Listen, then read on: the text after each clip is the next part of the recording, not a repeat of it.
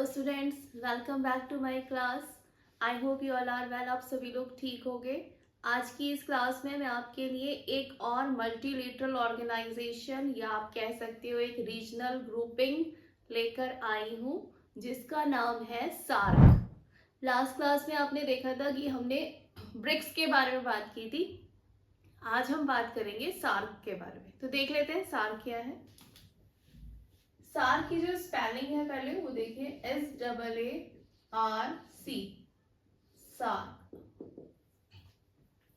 SAARC मैंने ये short form लिखी है। अब सबसे पहले इसकी फुल फॉर्म देख लीजिए। ये होती है आपकी south, S for south Asian, A for Asian and next A for association, south Asian association for regional corporation, REGIONAL, regional corporation, C for corporation। ये मैंने सबसे पहले आपको सार्क की फुल फॉर्म बताइए क्या है। S for south, A for Asian, next A for association, R for regional and C for corporation। ठीक है, तो South Asian Association for Regional Cooperation, ये कुछ कंट्रीज को मिला के एक ग्रुप बनाया गया है और इसका जो नेम है वो साउथ एशियन एसोसिएशन इसलिए पड़ा क्योंकि इसमें जितनी भी कंट्रीज इन्वॉल्व हैं, ठीक है, वो सारी की सारी कौन से रीजन से बिलोंग करती है? साउथ एशिया से। साउथ एशिया से बिलोंग करती हैं, इसलिए साउथ एशियन कंट्रीज ने मिलके अपने आप में हेड ऑफ द स्टेट्स वहां के मिलकर एक उन्होंने एसोसिएशन फॉर्म करी। तो उस एसोसिएशन का जो नाम है वो इन्होंने क्या दिया? सार्क। और ये किस लिए फॉर्म की गई? फॉर रीजनल कॉर्पोरेशन, यानी जो साउथ एशिया का जो रीजन है तो उसमें आपस में डिफरेंट फील्ड्स में एक कॉपरेशन बना रहे कंट्रीज के बीच में, तो इसीलिए जो है वो सार्क का फॉर्मेशन किया गया। अब बात करते हैं कि ये कब फॉर्म किया गया था। तो यहां हम लिख देते हैं इट वॉज फॉर्म्ड इन 1985। 1985 में सार्क को जो है वो फॉर्म किया गया था। और ये जो इसमें कंट्रीज इन्वॉल्व हैं, यानी जो साउथ एशियन कंट्रीज इसमें इन्वॉल्व हैं जिन्होंने एसोसिएशन बनाई है सार्क की, तो इसमें उन लोगों ने क्या किया था, यहाँ के हेड ऑफ द स्टेट जो थे उन लोगों ने एक चार्टर साइन किया था, ठीक है, जिसे हम बोलते हैं सार्क चार्टर। सार्क चार्टर, ठीक है। कहां पर साइन किया गया था ये? इन ढाका। कब? ऑन 8 दिसंबर 1985। 8 दिसंबर 1985 को सार्क के जो हेड ऑफ द स्टेट्स थे उन लोगों ने एक चार्टर साइन किया था। कहां पर? ढाका में। इसी चार्टर से सार्क का फॉर्मेशन हुआ था। चार्टर क्या होता है? चार्टर एक लीगल डॉक्यूमेंट होता है, ये एक रिटन डॉक्यूमेंट होता है जिसमें किसके क्या राइट्स हैं, क्या प्रिविलेजेस हैं, क्या ड्यूटीज हैं, ये सब मेंशन होती है कि हमको इस तरीके से काम करना है रीजनल कॉर्पोरेशन के लिए, ठीक है। तो सार्क के मेंबर जो भी मेंबर कंट्रीज हैं उन लोगों ने चार्टर साइन किया था ढाका में ऑन 8 दिसंबर 1985 को, ठीक है। जब ये सार्क की फॉर्मेशन हुई थी तो इनिशियली इसमें 7 कंट्रीज इन्वॉल्व थे। अब बात कर लेते हैं सार्क यानी south Asian Association for regional corporation में कंट्रीज कौन कौन से हैं, यानी कौन कौन से नेशंस की हमें यहाँ पर ये एसोसिएशन है इसकी भी बात कर लेते हैं। तो यहाँ पर जो इसके मेंबर कंट्रीज हैं वो है आपका इंडिया, पाकिस्तान, नेपाल, भूटान, बांग्लादेश, मालदीव्स एंड श्रीलंका। 1 2 3 4 5 6 7, यानी मैंने यहाँ 7 कंट्रीज 7 नेशन के नाम लिखे हैं। तो ये जो 7 कंट्रीज हैं ये उस टाइम के मेंबर्स हैं जब सार्क का फॉर्मेशन हुआ था, यानी 1985 में जिन कंट्रीज ने ढाका में सार्क का चार्टर साइन किया था वो ये 7 कंट्रीज के हेड ऑफ द स्टेट के बीच में इन लोगों ने चार्टर साइन किया था। यानी जब ये सार्क की फॉर्मेशन हुई थी तो हमारे इसमें 7 मेंबर कंट्रीज या नेशंस थे। उसके बाद इन 2007 में अफगानिस्तान भी इसका मेंबर बन गया, यानी 2007 में इस ग्रुपिंग को अफगानिस्तान ने भी ज्वाइन किया। तो आज की डेट में सार्क में हमारे 8 मेंबर कंट्रीज हैं।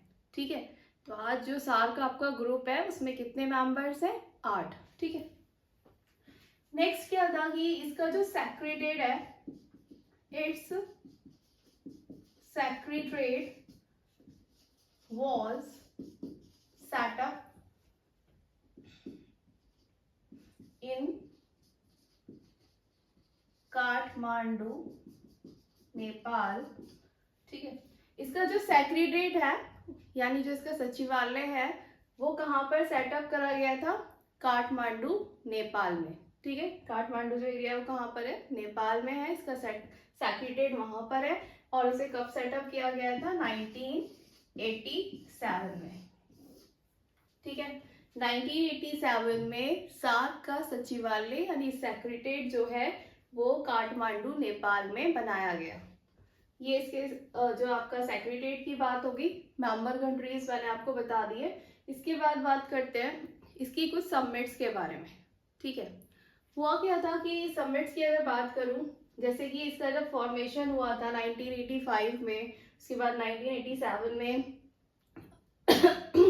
जो है सेक्रेटेरिएट फॉर्म हुआ और 2007 में अफगानिस्तान ने ज्वाइन किया। उसके बाद से इसकी काफ़ी सारी समिट्स हुई। समिट्स में क्या होता है कि जो हेड ऑफ द स्टेट्स होते हैं, यानी जो ये आपके 8 मेंबर कंट्रीज है सार्क, इसके जो हेड ऑफ द स्टेट्स हैं वो आपस में मिलकर बातचीत करते हैं बहुत सारे जो आपके मुद्दों पर।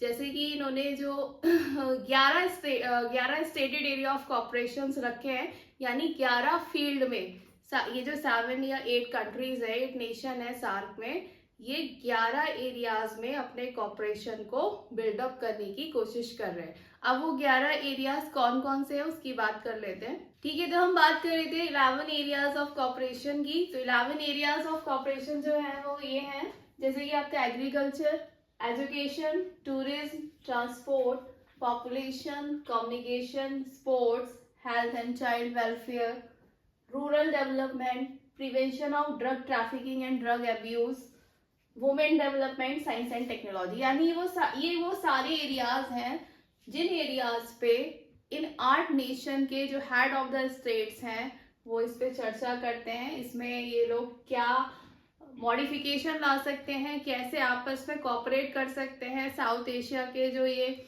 8 कंट्रीज का यूनियन है इन लोगों के बीच में।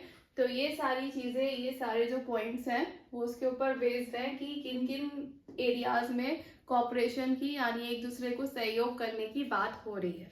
तो ये आपका एग्रीकल्चर यानी खेती बाड़ी में है, पढ़ाई से रिलेटेड सेक्टर यानी एजुकेशन में है, ट्रैवल एंड टूरिज्म में है, आपस में एक दूसरे के जो साउथ एशियन कंट्रीज में ट्रैवल एंड टूरिज्म का एरिया है। इसके अलावा पॉपुलेशन, कम्युनिकेशन है, आपका खेल में है, स्पोर्ट्स में, हेल्थ एंड चाइल्ड वेलफेयर कि आप चाइल्ड की वेलफेयर के केसेस में क्या क्या डिसीजन ले सकते हो, और आपका रूरल डेवलपमेंट कैसे गांव के एरियाज को डेवलप करना है, prevention of drug trafficking and drug abuse कैसे आप बचाव ला सकते हो ड्रग ट्रैफिकिंग में यानी कम कर सकते हो, उससे बच सकते हो, चाइल्ड अब्यूज या ड्रग अब्यूज से कैसे बच सकते हो, साइंस एंड टेक्नोलॉजी में इन लोग का कॉपरेशन है, और वुमेन के डेवलपमेंट में। तो ये सारे वो एरियाज हैं जिनके ऊपर साउथ एशियन नेशंस यानी जो 8 साल के मेंबर्स हैं वो बातचीत करते हैं अपनी डिफरेंट मीटिंग्स में, समिट्स में, इन मुद्दों पर ही चर्चा होती है। ठीक है, अब इसकी समिट्स की अगर बात करें तो जो इसकी 17th समिट थी वो कहाँ हुई थी? Was held in Maldives. ठीक है, 17th समिट जो थी इसकी वो हेल्ड हुई थी कहाँ पर, कहाँ ऑर्गेनाइज हुई थी, मालदीव्स में। और कब हुई थी, 2011 में।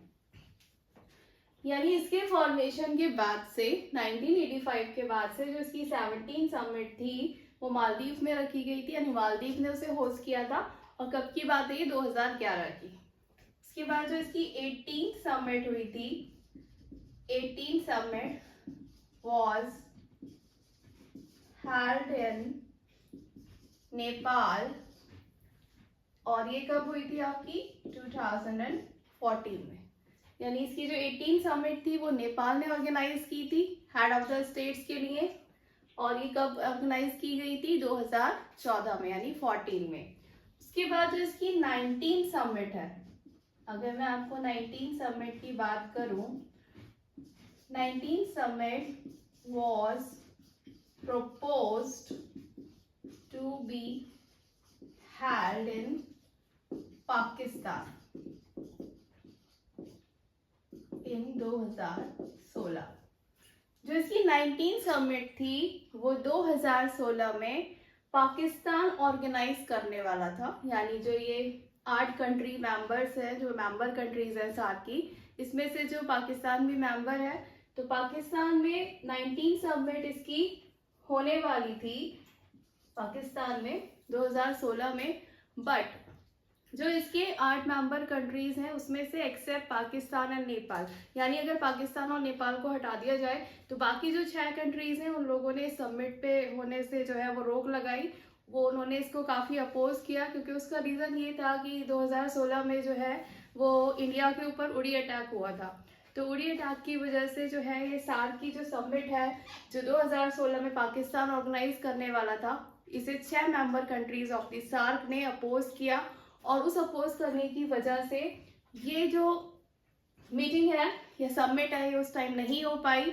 और जिसको जो है 2000, अगर हम 22 की, आज हम 2024 में है, अगर हम 2022 की बात करें तो उसे दोबारा से जो है वो प्रपोज किया गया था कि 19 समिट जो है कंडक्ट हो। लेकिन अभी फिलहाल जो है आज की डेट में अभी तक 19 समिट इसकी हो नहीं पाई है और अभी इस पर कोई डिसीजन भी नहीं लिया गया है।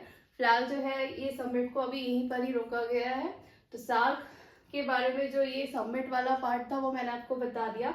इसके अलावा अगर मैं बात करूं कि who is the father of the SAARC, यानी सार्क का फादर कौन थे, तो वो थे जियाउर रहमान। जियाउर रहमान जो है वो उस टाइम पे बांग्लादेश के प्रेसिडेंट रह चुके थे।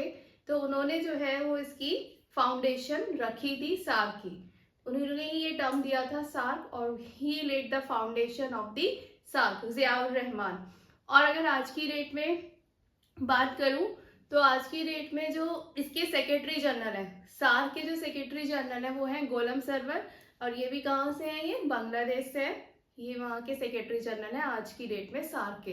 इसके अलावा जो सेक्रेटरी जनरल हैं वो चेंज होते रहते हैं, ज़रूरी नहीं एक ही नहीं रहता है, चेंज होते रहते हैं। वो चेंज इस तरीके से होते हैं कि जो आपके 8 मेंबर कंट्रीज हैं सार्क में, तो हर एक नेशन को मौका मिलता है, ठीक है। तो इस वजह से जो है आज की डेट में जो ये मेंबर कंट्रीज है तो वो आपके कौन है, गोलम सरवर। गोलम सरवर जो है वो आपके इस टाइम पे सेक्रेटरी जनरल हैं सार्क के। तो ये कुछ ब्रीफ इंफॉर्मेशन थी सार्क के बारे में जो मैंने आपको दी। और इसी तरीके से और जो है रीजनल ग्रुपिंग जो और फॉर्म्स हुई हैं आपके इंटरनेशनल रिलेशनशिप का, इंटरनेशनल रिलेशंस का जो पार्ट है, तो वो हम आगे सीरीज में डिस्कस करते रहेंगे। लास्ट वीडियो में जैसे आपने ब्रिक्स के बारे में बात की थी, इसमें आपने सार्क कवर किया। आगे और भी मल्टीलेटरल ऑर्गेनाइजेशंस हैं, ग्रुपिंग्स हैं जो मैं आपको बताऊंगी। तो प्लीज़ मेरे वीडियो के साथ बने रहिए। और अगर आपको मेरी वीडियो अच्छी लगती है तो मेरे चैनल को लाइक कीजिए एंड सब्सक्राइब कीजिए। Thank you.